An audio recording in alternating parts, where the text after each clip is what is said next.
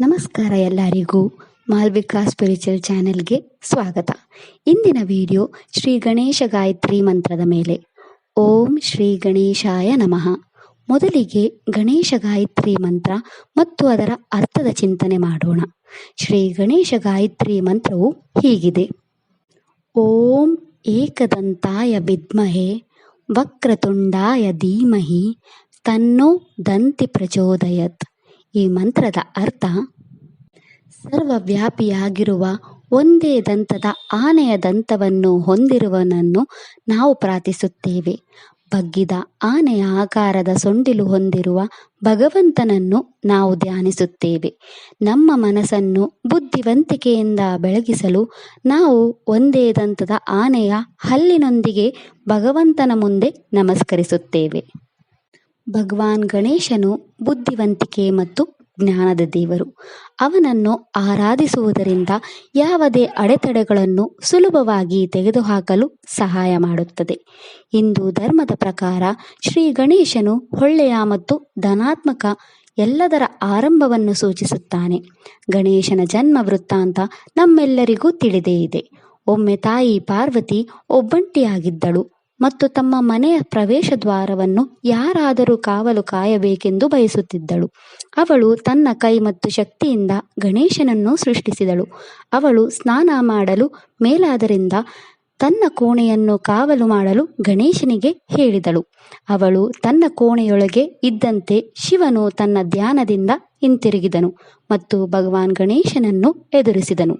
ಪಾರ್ವತಿಯು ತಾನು ಒಳಗೆ ಇರುವಾಗ ಯಾರನ್ನು ಒಳಗೆ ಬಿಡಬೇಡ ಎಂದು ಗಣೇಶನಿಗೆ ಹೇಳಿದರಿಂದ ಭಗವಾನ್ ಗಣೇಶನು ಭಗವಾನ್ ಶಿವನನ್ನು ಒಳಗೆ ಬಿಡಲಿಲ್ಲ, ಏಕೆಂದರೆ ಅವನಿಗೆ ಅವರ ನಿಜವಾದ ಗುರುತು ತಿಳಿದಿಲ್ಲ. ಗಣೇಶನ ಮೇಲೆ ಕೋಪಗೊಂಡ ಶಿವನು ಅವನ ತಲೆಯನ್ನು ಕತ್ತರಿಸಿದನು. ದೇವಿ ಪಾರ್ವತಿಗೆ ಸುದ್ದಿ ತಿಳಿದಾಗ ಅವಳು ಕೋಪಗೊಂಡಳು ಮತ್ತು ತನ್ನ ಮಗನನ್ನು ತನ್ನ ಬಳಿಗೆ ಹಿಂತಿರುಗಿಸದಿದ್ದರೆ ಜಗತ್ತನ್ನು ನಾಶ ಮಾಡುವುದಾಗಿ ಹೇಳಿದಳು.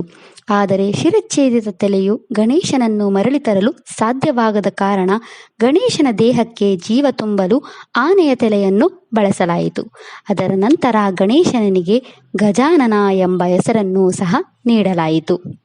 ಗಣಪತಿಯು ಹಿಂದೂ ಧರ್ಮದ 3 ಸದ್ಗುಣಗಳ ವ್ಯಕ್ತಿತ್ವವೂ ಹೌದು.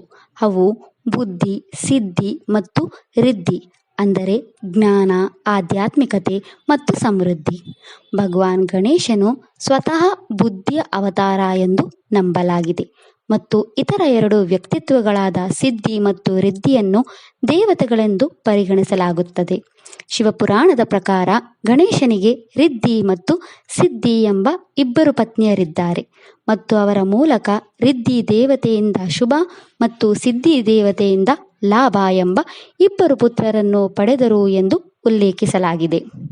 ಗಣಪತಿಯು ಯಶಸ್ವಿ ಫಲಿತಾಂಶದ ಹಿಂದಿನ ಸಂಪೂರ್ಣ ಶಕ್ತಿಯಾಗಿದೆ ಮತ್ತು ಇದನ್ನು ವ್ಯಾಪಕವಾಗಿ ಗಣಪತಿ ಎಂದು ಕರೆಯಲಾಗುತ್ತದೆ. ಗಣದ ಅರ್ಥವು ಗುಂಪು ಮತ್ತು ಬ್ರಹ್ಮಾಂಡವು ಶಕ್ತಿಗಳ ಗುಂಪಿನಿಂದ ಮಾಡಲ್ಪಟ್ಟಿದೆ.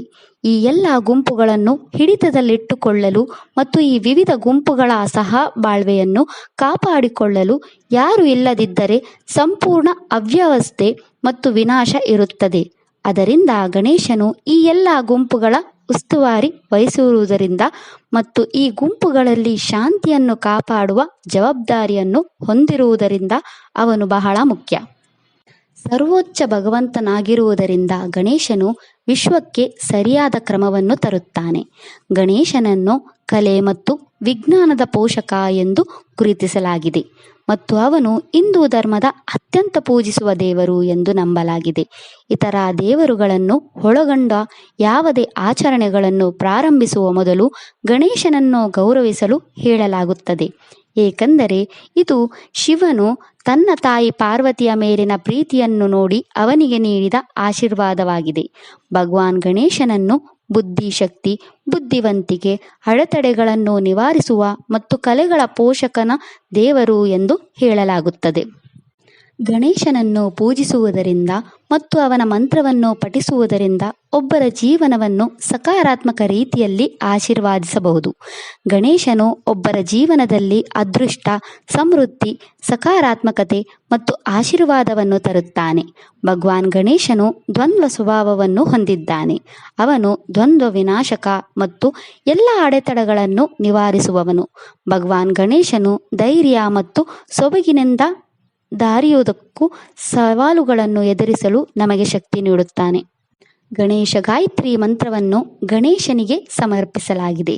ಗಣೇಶ ಗಾಯತ್ರಿ ಮಂತ್ರವು ದೈವಿಕ ಗಣಪತಿಯೊಂದಿಗೆ ಸಂಪರ್ಕವನ್ನು ಸ್ಥಾಪಿಸಲು ಮತ್ತು ಅವನ ಅನುಗ್ರಹವನ್ನು ಪಡೆಯಲು ಪ್ರಬಲ ಸಾಧನವಾಗಿ ಕಾರ್ಯನಿರ್ವಹಿಸುತ್ತದೆ. ಭಯವನ್ನು ನಾಶಪಡಿಸಲು ಪ್ರಯತ್ನಿಸುತ್ತಿರುವಾಗ ಗಣೇಶ ಮಂತ್ರಗಳು ತುಂಬ ಪ್ರಯೋಜನಕಾರಿ. ಭಯವು ಮಾನವನ ಒಂದು ಭಾಗವಾಗಿದೆ ಮತ್ತು ಜೀವನದಲ್ಲಿ ಭಯದಿಂದ ಪ್ರಭಾವಿತರಾಗಿರುವ ಅನೇಕ ವಿಷಯಗಳಿವೆ. ಆದರೆ ಒಬ್ಬರು ತಮ್ಮನ್ನು ಭಯದಿಂದ ಆಳಲು ಬಿಡಬಾರದು ಮತ್ತು ಅದನ್ನು ಜಯಿಸಲು ತಮ್ಮ ಕೈಲಾದಷ್ಟು ಪ್ರಯತ್ನಿಸಬೇಕು. ಗಣೇಶ ಗಾಯತ್ರಿ ಮಂತ್ರವನ್ನು ಭಕ್ತಿಯಿಂದ ನಿಯಮಿತವಾಗಿ ಪಠಿಸುವುದು ಎಲ್ಲ ರೀತಿಯ ಭಯವನ್ನು ಸೋಲಿಸಲು ಸಹಾಯ ಮಾಡುತ್ತದೆ. ಗಣೇಶ ಮಂತ್ರಗಳ ನಿರಂತರ ಪಠಣದಿಂದ ಅವರು ಭಯಪಡುವ ಎಲ್ಲದರಿಂದ ಅವರನ್ನು ರಕ್ಷಿಸುವ ಒಂದು ರೀತಿಯ ಶಕ್ತಿ ಕ್ಷೇತ್ರವು ನಮ್ಮ ಸುತ್ತಲೂ ರಚಿಸಲ್ಪಟ್ಟಿದೆ. ಭಗವಾನ್ ಗಣೇಶನು ಆರಂಭ ಮತ್ತು ಅಡೆತಡೆಗಳ ಅಧಿಪತಿ. ಗಣೇಶನಿಗೆ ಗಣಪತಿ, ವಿನಾಯಕ, ಗಣನಾಯಕ, ಪಾರ್ವತೀತನಯ, ಗಜಾನನ ಇತ್ಯಾದಿ ಹೆಸರುಗಳಿವೆ.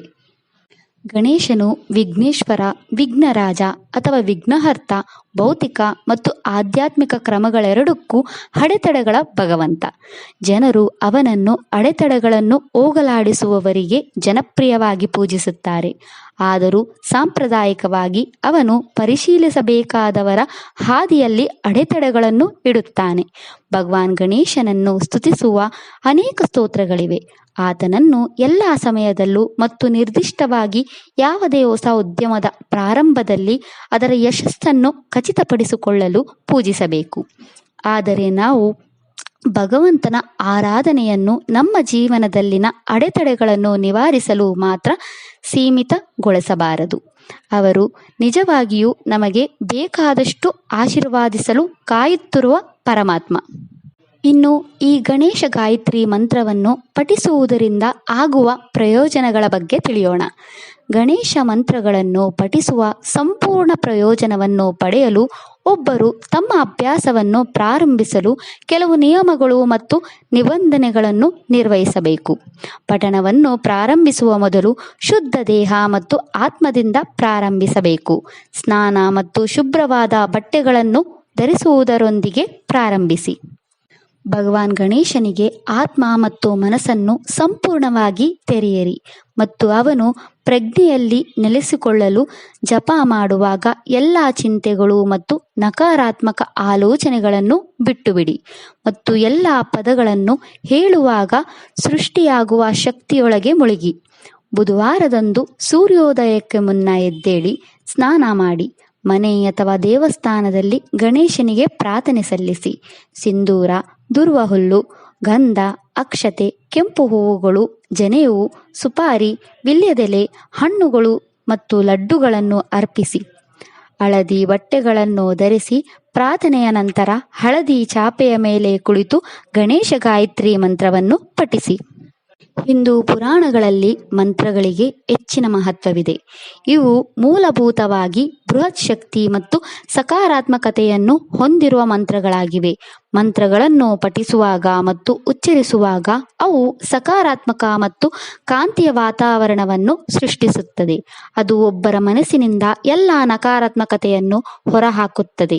ಈ ಮಂತ್ರವನ್ನು 108 ಬಾರಿ ಪಠಿಸುವುದರಿಂದ ಒಬ್ಬರ ಜೀವನದಲ್ಲಿ ಅದೃಷ್ಟ, ಸಕಾರಾತ್ಮಕತೆ, ಸಂಪತ್ತು ಮತ್ತು ಸಮೃದ್ಧಿಯನ್ನು ತರುತ್ತದೆ. ಈ ಮಂತ್ರವು ಒಬ್ಬರ ಜೀವನದಲ್ಲಿ ಒತ್ತಡ ಮತ್ತು ಸಮಸ್ಯೆಗಳನ್ನು ನಿವಾರಿಸುತ್ತದೆ. ಇದು ವ್ಯಕ್ತಿಯನ್ನು ಸದಾಚಾರ ಮತ್ತು ಆಧ್ಯಾತ್ಮಿಕತೆಯ ಮಾರ್ಗ ನಡೆಯಲು ಪ್ರೇರೇಪಿಸುವ ಮೂಲಕ ಒಬ್ಬರ ಆತ್ಮ ಮತ್ತು ಮನಸ್ಸನ್ನು ಜಾಗೃತಗೊಳಿಸುತ್ತದೆ. ಸೂಕ್ತವಾದ ಜೀವನ ಸಂಗಾತಿಯನ್ನು ಹುಡುಕುವಲ್ಲಿ ಸಮಸ್ಯೆಗಳನ್ನು ಎದುರಿಸುತ್ತಿರುವವರು ಅಥವಾ ಮದುವೆಯಾಗಲು ಸಾಧ್ಯವಾಗದಿರುವವರು ಈ ಮಂತ್ರವನ್ನು 41 ದಿನಗಳವರೆಗೆ ಪಠಿಸಬೇಕು. ವೈವಾಹಿಕ ಆನಂದವನ್ನು ಪಡೆಯಲು ಈ ಮಂತ್ರವು ಅತ್ಯಂತ ಶಕ್ತಿಯುತವಾಗಿದೆ. ಭಯ ಮತ್ತು ಅಡೆತಡೆಗಳನ್ನು ನಿವಾರಿಸಲು ಮಂತ್ರವು ಸಹಾಯ ಮಾಡುತ್ತದೆ. ಇದು ಯಾವುದೇ ರೀತಿಯ ರೋಗಗಳನ್ನು ನಿವಾರಿಸಲು ಸಹಾಯ ಮಾಡುತ್ತದೆ. ತಮ್ಮ ಕೆಲಸದ ಸ್ಥಳದಲ್ಲಿ ಮತ್ತು ತಮ್ಮ ವೃತ್ತಿ ಜೀವನದಲ್ಲಿ ಹೋರಾಟವನ್ನು ಎದುರಿಸುತ್ತಿರುವವರು ಈ ಮಂತ್ರವನ್ನು 51 ದಿನಗಳ ಕಾಲ ಜಪಿಸಬೇಕು. ಈ ಮಂತ್ರವು ಒಬ್ಬರ ಕೆಲಸದ ಸ್ಥಳದಲ್ಲಿ ಪ್ರಚಾರಗಳು ಮತ್ತು ಮೆಚ್ಚುಗೆಯನ್ನು ಪಡೆಯಲು ಸಹಾಯ ಮಾಡುತ್ತದೆ. ಅಪಾಯಗಳು, ಸಮಸ್ಯೆಗಳು, ಶತ್ರುಗಳು ಮತ್ತು ಬೆದರಿಕೆಗಳಿಂದ ರಕ್ಷಿಸಲು ಗಣೇಶ ಗಾಯತ್ರಿ ಮಂತ್ರವನ್ನು ರಕ್ಷಾ ಕವಚ ಮಂತ್ರ ಎಂದು ಕರೆಯಲಾಗುತ್ತದೆ. ಗಣೇಶನ ಆಶೀರ್ವಾದವನ್ನು ಪಡೆಯಲು ಬುಧವಾರದಂದು ಈ ಮಂತ್ರವನ್ನು ಖಂಡಿತವಾಗಿ ಪಠಿಸಬೇಕು. ಪ್ರತಿದಿನ ಈ ಮಂತ್ರವನ್ನು ಕೇಳುತ್ತಾ ಧ್ಯಾನ ಮಾಡುವುದರಿಂದ ಯಶಸ್ಸು ಮತ್ತು ಸಮೃದ್ಧಿಯನ್ನು ಪಡೆಯಬಹುದು. ನೀವು ಗಣೇಶ ದೇವರ ಆಶೀರ್ವಾದ ಮತ್ತು ಅನುಗ್ರಹವನ್ನು ಪಡೆಯಲು ಬಯಸಿದರೆ ನೀವು ಈ ಮಂತ್ರವನ್ನು 180 ದಿನಗಳ ಕಾಲ ಯಾವುದೇ ಅಂತರವಿಲ್ಲದೆ ಪಠಿಸಬೇಕು. ಈ ಮಂತ್ರವನ್ನು ಜಪಿಸುವಾಗ ನಿಮ್ಮ ಹೃದಯ ಮತ್ತು ಮನಸ್ಸನ್ನು ಶುದ್ಧವಾಗಿಟ್ಟುಕೊಳ್ಳಿ. ಈ ಗಣೇಶ ಗಾಯತ್ರಿ ಮಂತ್ರವನ್ನು 108 ಬಾರಿ 21 ಗಿಳಗಳವರೆಗೆ ಪಠಿಸುವುದರಿಂದ ಒಬ್ಬರ ದೈನಂದಿನ ಚಟುವಟಿಕೆಗಳಲ್ಲಿ ಸಮೃದ್ಧಿ ಮತ್ತು ಪರಿಣಾಮಕಾರಿತ್ವವನ್ನು ನೀಡುತ್ತದೆ ಎಂದು ನಂಬಲಾಗಿದೆ. ಇದು ನಮ್ಮ ದಿನನಿತ್ಯದ ಚಟುವಟಿಕೆಗಳಲ್ಲಿ ಯಶಸ್ಸನ್ನು ತರುತ್ತದೆ. ಈ ಗಣೇಶ ಗಾಯತ್ರಿ ಮಂತ್ರವನ್ನು 41 ದಿನಗಳ ಕಾಲ ಪಠಿಸುವುದರಿಂದ ಸಂಬಂಧಗಳನ್ನು ಉತ್ತಮವಾಗಿ ಪರಿವರ್ತಿಸಲು ಮತ್ತು ವಿವಾಹದ ಸಮಸ್ಯೆಗಳನ್ನು ಪರಿಹರಿಸಲು ಶಕ್ತಿಯಿದೆ ಎಂದು ನಂಬಲಾಗಿದೆ. ಈ ಮಂತ್ರವನ್ನು ಪಠಿಸುವುದರಿಂದ ಉತ್ತಮ ಸಂಗಾತಿಯನ್ನು ಪಡೆಯಬಹುದು. ಈ ಗಣೇಶ ಗಾಯತ್ರಿ ಮಂತ್ರವನ್ನು 51 ದಿನಗಳವರೆಗೆ ಪಠಿಸುವುದರಿಂದ ವೃತ್ತಿಪರ ಅಭಿವೃದ್ಧಿ, ಉದ್ಯೋಗ ಬಡ್ತಿಗಳು ಮತ್ತು ವೃತ್ತಿ ಬೆಳವಣಿಗೆಯನ್ನು ಬಯಸುವವರಿಗೆ ಪ್ರಯೋಜನವನ್ನು ಪಡೆಯಬಹುದು. ಈ ಅಭ್ಯಾಸವು ಅನುಕೂಲಕರ ಅವಕಾಶಗಳನ್ನು ಸ್ವಾಧೀನಪಡಿಸಿಕೊಳ್ಳಲು, ವೃತ್ತಿಪರ ಸಾಮರ್ಥ್ಯಗಳ ಅಭಿವೃದ್ಧಿಗೆ ಅನುಕೂಲವಾಗುತ್ತದೆ ಎಂದು ವ್ಯಾಪಕವಾಗಿ ನಂಬಲಾಗಿದೆ. ಗಣೇಶ ಗಾಯತ್ರಿ ಮಂತ್ರವು ಸಿದ್ಧಿ ಮಂತ್ರವಾಗಿದ್ದು ಇದನ್ನು ಆಧ್ಯಾತ್ಮಿಕ ಅಭಿವೃದ್ಧಿಗಾಗಿ ಪಠಿಸಬಹುದು. ಈ ಮಂತ್ರವನ್ನು 91 ದಿನಗಳವರೆಗೆ ಪಠಿಸುವುದರಿಂದ ಎಲ್ಲ ಸಿದ್ಧಿಗಳನ್ನು ನೀಡುತ್ತದೆ ಮತ್ತು ಆಧ್ಯಾತ್ಮಿಕ ಸಾಧನೆಯನ್ನು ಪಡೆಯಲು ನಿಮಗೆ ಸಹಾಯ ಮಾಡುತ್ತದೆ. ಗಣೇಶನ ಸಂಪೂರ್ಣ ಅನುಗ್ರಹವನ್ನು ಪಡೆಯಲು ಈ ಮಂತ್ರವನ್ನು 180 ದಿನಗಳವರೆಗೆ ಪಠಿಸಿ. ಈ ಸ್ಥಿರವಾದ ಆಚರಣೆಯಲ್ಲಿ ತೊಡಗಿಸಿಕೊಳ್ಳುವ ಮೂಲಕ ಭಕ್ತರು ಭಗವಾನ್ ಗಣೇಶನೊಂದಿಗೆ ಆಳವಾದ ಬಾಂಧವ್ಯವನ್ನು ಬೆಸೆಯಲು ಸಾಧ್ಯವಾಗುತ್ತದೆ ಮತ್ತು ಅಸ್ತಿತ್ವದ ಪ್ರತಿಯೊಂದು ಮುಖದಲ್ಲೂ ಆತನ ಹೇರಳವಾದ ಆಶೀರ್ವಾದವನ್ನು ಪಡೆಯಬಹುದು. ಗಣೇಶ ಉತ್ಸವದಕ್ಕೂ ಪಠಿಸುವಾಗ ಗಣೇಶ ಗಾಯತ್ರಿ ಮಂತ್ರದ ಪದಗಳು ಅದೃಷ್ಟ ಮತ್ತು ಶಾಂತಿಯನ್ನು ತರುತ್ತವೆ. ಈ ಮಂತ್ರವು ಗಣೇಶನ ಶಕ್ತಿಗಳು ಮತ್ತು ಅವನ ಮಹತ್ವವನ್ನು ಹೆಚ್ಚು ಆಳವಾದ ಗ್ರಹಿಕೆಗೆ ಪಡೆಯಲು ನಿಮಗೆ ಸಹಾಯ ಮಾಡುತ್ತದೆ. ಈ ಪೂಜ್ಯ ಮಂತ್ರವನ್ನು ಸತತವಾಗಿ ಪಠಿಸುವ ಮೂಲಕ ಭಕ್ತರು ಆಳವಾದ ಸಾಮರ್ಥ್ಯವನ್ನು ಪ್ರವೇಶಿಸಬಹುದು ಮತ್ತು ಅನೇಕ ಪ್ರಯೋಜನಗಳನ್ನು ಅನುಭವಿಸಬಹುದು. ಪ್ರತಿದಿನವೂ ಯಶಸ್ಸನ್ನು ಚಟುವಟಿಕೆಗಳು ಸಾಧಿಸಲು ಗಣೇಶ ನಮಗೆ ಸಹಾಯ ಮಾಡುತ್ತಾನೆ. ವೈವಾಹಿಕ ಸಮಸ್ಯೆಗಳನ್ನು ಪರಿಹರಿಸುವುದು, ಒಬ್ಬರ ವೃತ್ತಿ ಜೀವನದಲ್ಲಿ ಮುನ್ನಡೆಯುವುದು ಮತ್ತು ಅವರ ಸಂಪೂರ್ಣ ಅನುಗ್ರಹವನ್ನು ಅನುಭವಿಸುವುದು ಗಣೇಶ ಗಾಯತ್ರಿ ಮಂತ್ರದ ಸಹಾಯದಿಂದ ಸಾಧ್ಯ. ಸಂಪೂರ್ಣ ಹೃದಯದಿಂದ ಗಣೇಶ ಗಾಯತ್ರಿ ಮಂತ್ರದ ಆಳವಾದ ರೂಪಾಂತರ ಸಾಮರ್ಥ್ಯಗಳನ್ನು ಅಳವಡಿಸಿಕೊಳ್ಳುವ ಸಲುವಾಗಿ ನಿಜವಾದ ಉದ್ದೇಶ, ಅಚಲವಾದ ಭಕ್ತಿ ಮತ್ತು ಗ್ರಹಿಸುವ ಮನಸ್ಥಿತಿಯೊಂದಿಗೆ ಈ ಮಂತ್ರವನ್ನು ಪಠಿಸಿ. ಮಂತ್ರವನ್ನು ಪಠಿಸುವುದರಿಂದ ಒಬ್ಬರ ಜೀವನದಿಂದ ಅಡೆತಡೆಗಳನ್ನು ತೆಗೆದುಹಾಕಲು ಸಹಾಯ ಮಾಡುತ್ತದೆ ಮತ್ತು ಸಮೃದ್ಧಿಯ ಬಾಗಿಲು ತೆರೆಯುತ್ತವೆ. ಮಂತ್ರವನ್ನು ಪಠಿಸುವುದು ಸಂಪತ್ತು, ಬುದ್ಧಿವಂತಿಕೆ, ಅದೃಷ್ಟ ಮತ್ತು ಎಲ್ಲ ಪ್ರಯತ್ನಗಳಲ್ಲಿ ಯಶಸ್ಸನ್ನು ಸಾಧಿಸಲು ಸಹಾಯ ಮಾಡುತ್ತದೆ ಎಂದು ಹೇಳಲಾಗುತ್ತದೆ. ಪ್ರಾಣಾಯಾಮವನ್ನು ಅಭ್ಯಾಸ ಮಾಡುವಾಗ ಗಾಯತ್ರಿ ಮಂತ್ರವನ್ನು ಪಠಿಸುವುದರಿಂದ ಏಕಾಗ್ರತೆ ಮತ್ತು ಗಮನವನ್ನು ಸುಧಾರಿಸುತ್ತದೆ ಎಂದು ಹೇಳಲಾಗುತ್ತದೆ. ಗಾಯತ್ರಿ ಮಂತ್ರವು ಬುದ್ಧಿಶಕ್ತಿಯನ್ನು ಚುರುಕುಗೊಳಿಸುತ್ತದೆ ಮತ್ತು ಸ್ಮರಣೆಯನ್ನು ಬೆಳಗಿಸುತ್ತದೆ ಎಂದು ನಂಬಲಾಗಿದೆ. ಗಣೇಶ ಮಂತ್ರಗಳು ಹೆಚ್ಚಿನ ಪ್ರಾಮುಖ್ಯತೆಯನ್ನು ಹೊಂದಿವೆ ಮತ್ತು ಗಣೇಶ ಮಂತ್ರಗಳನ್ನು ಪಠಿಸುವ ಸಮಯದಲ್ಲಿ ಉಚ್ಚರಿಸುವ ಪ್ರತಿಯೊಂದು ಪದವು ಅಪಾರ ಶಕ್ತಿಯನ್ನು ಹೊಂದಿದೆ. ಸಂಪೂರ್ಣ ನಂಬಿಕೆ ಮತ್ತು ಭಕ್ತಿಯಿಂದ ಮಂತ್ರಗಳನ್ನು ಪಠಿಸಿದರೆ ಜೀವನದ ಪ್ರತಿಯೊಂದು ಅಂಶದಲ್ಲೂ ವ್ಯಕ್ತಿಯು ಖಂಡಿತವಾಗಿಯೂ ಆಶೀರ್ವಾದಿಸಲ್ಪಡುತ್ತಾನೆ ಎಂದು ನಂಬಲಾಗಿದೆ. ಗಣೇಶ ಮಂತ್ರಗಳು ತುಂಬ ಉಪಯುಕ್ತವಾಗಿವೆ, ಏಕೆಂದರೆ ಇದು ಎಲ್ಲ ಅಡೆತಡೆಗಳನ್ನು ತೆಗೆದುಹಾಕಲು ಸಹಾಯ ಮಾಡುತ್ತದೆ ಮತ್ತು ಧನಾತ್ಮಕ ಫಲಿತಾಂಶಗಳನ್ನು ತರುತ್ತದೆ.